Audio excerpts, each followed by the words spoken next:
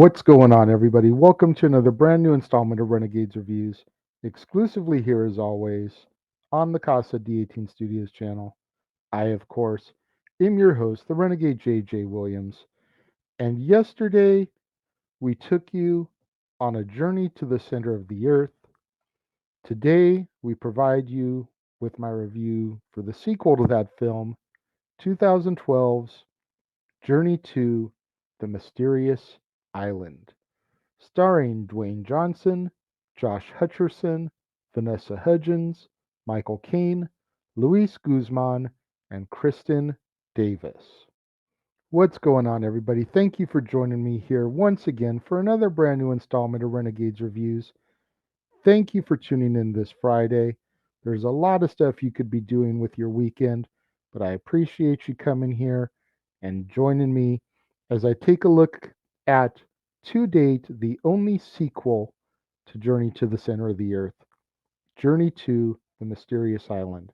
Now, as you recall, this month we're doing movies with only one sequel. No trilogies, nothing like Fast and the Furious or Harry Potter, where they're huge franchises, Twilight, Hunger Games, where there's like five movies. These are just the original movie and one sequel. Now, for those of you that have never seen Journey 2, at the end, they definitely set it up for a third film, but in the 10 years almost since its release, there has been no sequel.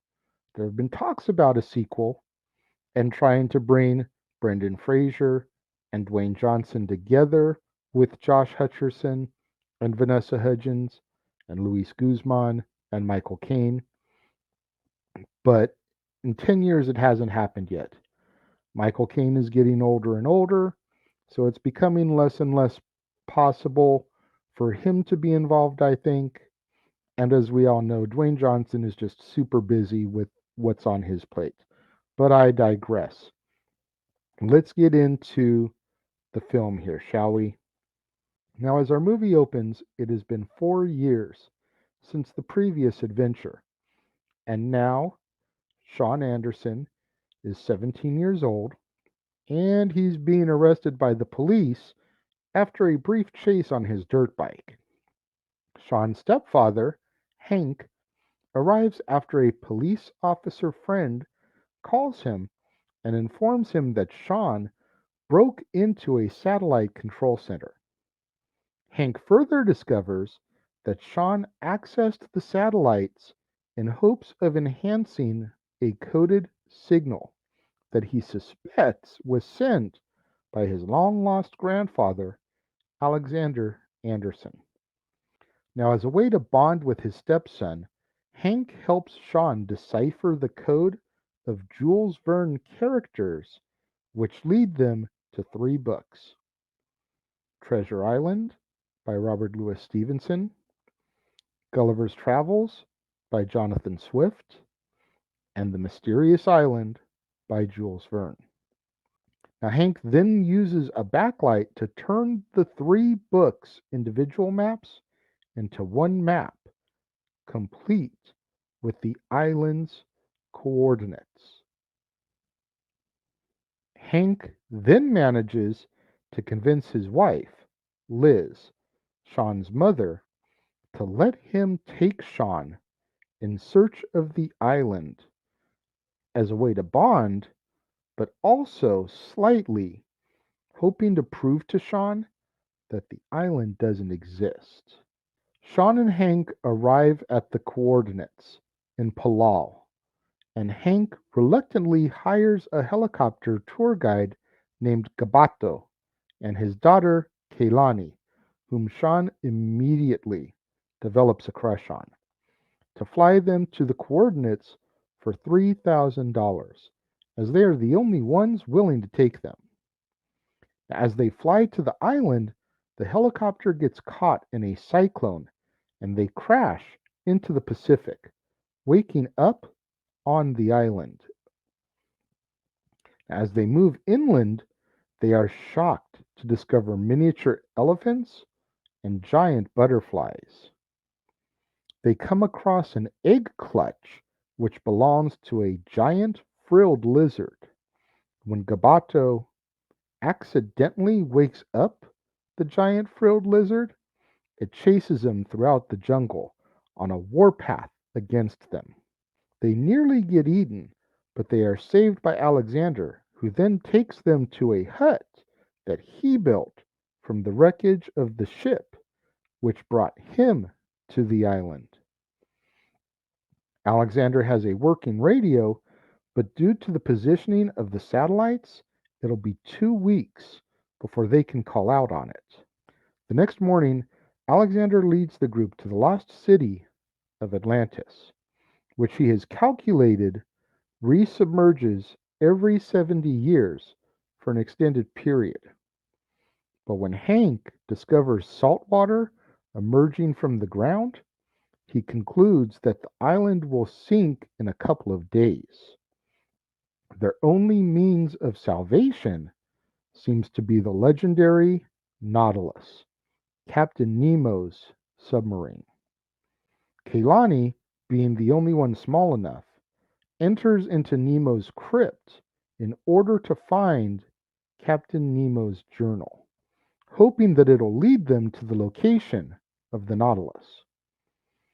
The journal then tells them that the Nautilus is located at Poseidon's Cliffs, which are on the complete opposite side of the island. The group makes a decision to go through the center, the heart of the island, as it is the quickest way there.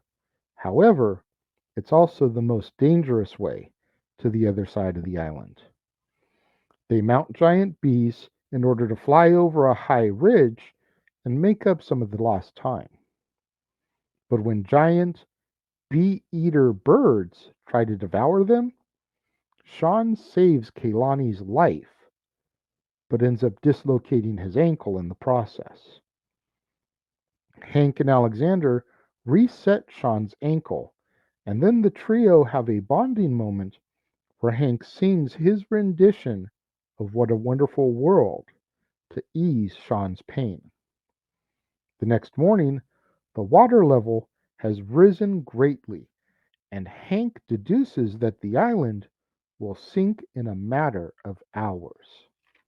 Gabato has also gone missing, having gone towards the island's golden volcano in search of gold to give his daughter a better life. Now, while Kailani and Alexander go after Gabato, Hank and Sean head off to Poseidon's cliffs. Alexander finally calls Hank by his preferred name, having called him Henry the entire time, and the two finally make amends and bond. In order to reach the Nautilus's underground cave, Sean and Hank make makeshift oxygen tanks and they proceed to dive down 50 feet. But they are nearly eaten by a giant electric moray eel. However, the 140-year-old batteries in the Nautilus have run down, so they engineer a way to start the submarine by harnessing the eel's electricity. Kailani and Alexander find Gabato and they convince him to escape with them instead of trying for the Golden Volcano. As they near Poseidon's cliffs, the volcano violently erupts, creating lava flows and ejecting flaming lava bombs. Sean and Hank arrive in the Nautilus just in time to rescue the others from the water. Gabato then proceeds to pilot the submarine out of harm's way while Hank and Sean fire torpedoes into the path of the falling debris. As they clear the danger, Kailani kisses Sean for his bravery. We then jump ahead 6 months, and Kailani and Gabato are doing well. As Gabato now runs the most popular tourist attraction on Palau, tours aboard the Nautilus.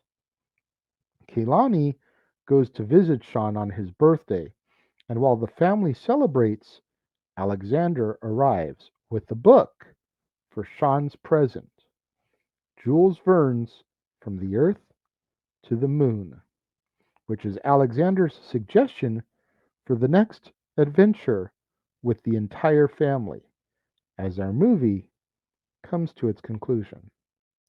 Like I said at the end of the review on Wednesday, I saw this prior to the original, as it's a Dwayne "The Rock" Johnson film. So, of course, I wanted to see this one. The original Journey to the Center of the Earth, no disrespect to Brendan Fraser, but when it was coming out, it just didn't attract me to it. Journey to the Mysterious Island, between Dwayne "The Rock" Johnson, Vanessa Hudgens, Luis Guzman, Michael Caine. The cast alone intrigued me, and so I wanted to see what this movie was about. And I just fell in love with it. You guys know we did our top 10 Dwayne "The Rock" Johnson movies a couple weeks ago on, The Dad's Not Always on Wrestling, and Journey 2 was like my number 2 or 3 film. It's that good. I hold it in that high of a regard. I love this film. In fact, when we did our top 10 musical moments from non musical films, The Rock singing What a Wonderful World from this was on that list for me as well. Any chance that I get to heap praise on this film, I take it, as I adore this movie. I'm curious to know what you guys think about it. I love how at the end of Journey to the Center of the Earth, Brendan Fraser's character, Trevor, gives Sean the book Atlantis. And then in this film, the mysterious island is the lost city of Atlantis. And then at the end of this movie, Alexander gives him the book From the Earth to the Moon, which that will be the third movie if it ever comes to fruition. But as I said during the beginning of this review, Dwayne Johnson, really busy with movies right now. Brendan Fraser, not so much, but trying to get a script in order and Dwayne Johnson locked in where he can shoot this film, along with Luis Guzman, Vanessa Hudgens, Michael Caine, who as of this filming is 89 years old. Time is definitely ticking on doing a sequel to this with his involvement.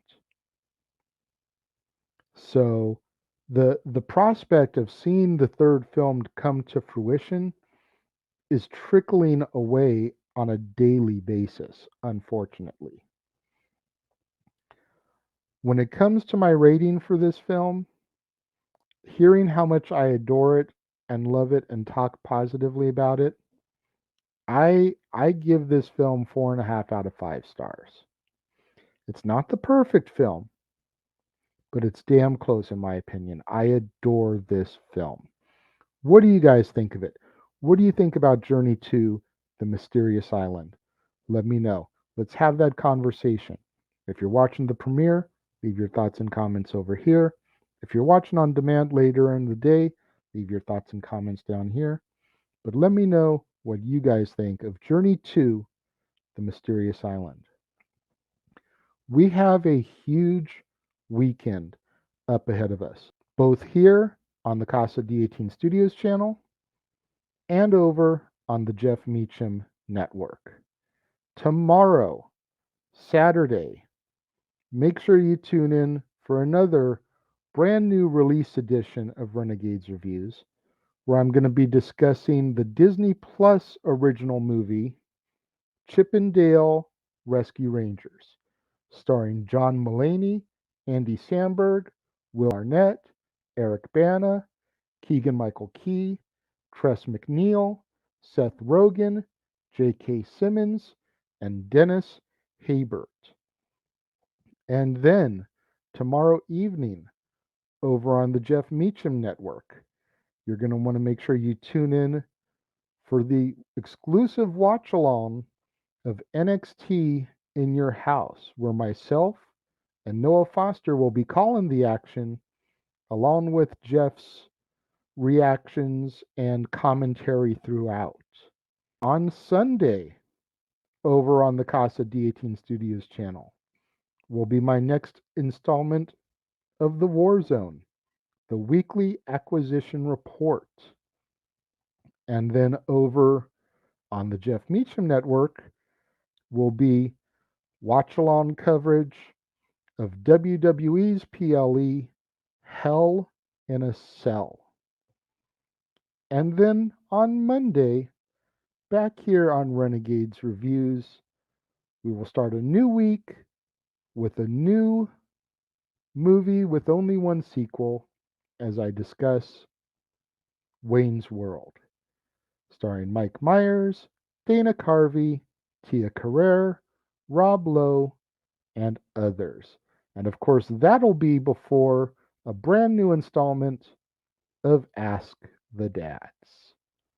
Like I said, a lot of content coming over the next couple of days, both here on the Casa D18 Studios channel and on the Jeff Meacham Network. None of it you're going to want to miss. So make sure you tune in for all of those things.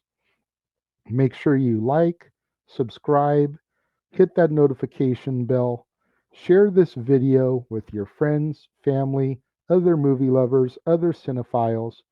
Help boost me up in the YouTube algorithms so I can eventually get monetized and make some money on this deal. I thank each and every one of you for tuning in today and joining me, and I will see you guys tomorrow right here on the Casa D18 Studios channel with my review of Chippendale Rescue Rangers. Thank you for joining me, and I will see you then.